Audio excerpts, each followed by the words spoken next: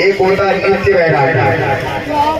नित्य वैराग्य का मतलब है घर में लड़ाई झगड़ा हुआ, बाप बेटा में लड़ाई हुई तो पिताजी ने कहने लगे अब हम इस घर में नहीं रहेंगे, हमारी कोई इज्जत नहीं बची, और कहते अब तो हम हरिद्वार जाएंगे, भगवान का भजन करेंगे। घर से निकल पड़ते हैं और जैसे बस में बैठते हैं कि अपने पोते पप्पू की याद आ जाती है। अरे मेरे बिना मेरा नाती कैसे रहेगा, वो मेरे संग में भोजन करता है, मेरे संग में ही सोता है। सोई टिकट कैंसिल करवाया और रात की अंधेरे में घर में घुसने लगे। बच्चे ने पूछा कौन है, बोला अपने बाप को नहीं पहचाना, इस बार तुझे माफ कर देता हूँ, और अगली बार माफ नहीं करूंगा, सही में बाबा बन जाऊंगा। इसको कहते हैं नित्य वैराग्य। और दूसरा वैराग्य होता मरकट वैराग्य, बंदर की तरह,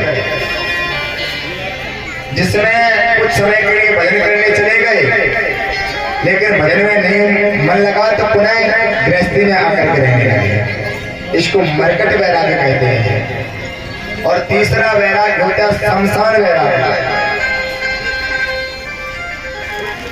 शमशान वैराग्य का मतलब यह होता है जब हम लोग किसी को चिता में सजा करके शमशान में जाते हैं तो जब दूसरे व्यक्ति का देह संस्कार होता है तो हमारे मन में विचार आता है, अरे इसका कितना बड़ा सुंदर वैभव था, पर संसार में कहीं कुछ नहीं है, एक दिन सबको शमशान में।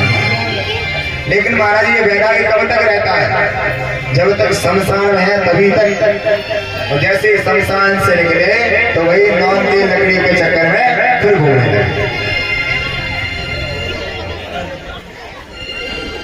लेकिन महाराज बहुत से ऐसे लोग भी होते हैं जिनको शमशान में जाकर भी वैराग्य नहीं होता है, कि उनको हमेशा घर गृहस्थी भी पड़ी रहती है। एक शेठ जी थे, उनके दो बेटे थे। सेठ जी ने अपने जीवन में बहुत सारी धन संपत्ति एकत्रित कर ली, उनकी उम्र हो गई 80 वर्ष की। बेटा समझाते पिताजी भगवान का भजन करो, अरे अब हम लोग हैं जिम्मेदारी संभालने के लिए, आप क्यों पड़े रहते हो जिम्मेदारी में। जबरदस्ती हाथ में माला ले लेते हैं, पर माला करते करते कहते हैं बेटा फलानी जगह से 50,000 रुपए आने थे, आए कि नहीं आए। बेटा ने सर फोड़ दिया, हाथ से सर पीट लिया। तो पिताजी को कितना समझाओ उनको समझ में नहीं आता। जैसे जैसे उम्र बढ़ती जा रही है उनकी तृष्णा भी बढ़ती जा रही है। तो एक दिन छोटे बेटे ने बड़े से कहा भैया एक काम करो, इनको शमशान में जाके बैठा दो, और शमशान में बैठेंगे तो हो सकता है थोड़ा बहुत वैराग्य आ जाए।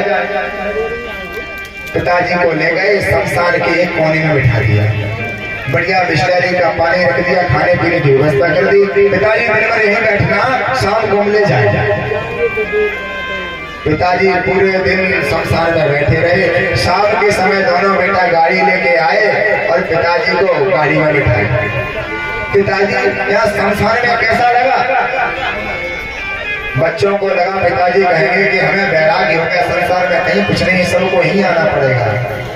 लेकिन पिताजी ने कहा बेटा हमें यहाँ बहुत बढ़िया लगा। बेटा एक बात कहे, बोले कहो पिताजी। बेटा यहाँ पर जलने के लिए बहुत सारे मुर्दा आते हैं, यहाँ एक काम करो लकड़ियों की टाल खोलो, इतनी कमाई होगी कि माला माल हो जाओगे।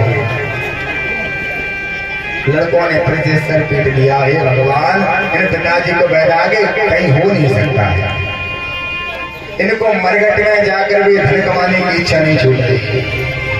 तो फिर क्या होता है, पुनरपि जन्मम पुनरपि मरणम पुनरपि जननी जठरे शयनम, उसी 84 का आवागमन लगा रहता है। उनको ये समझ में नहीं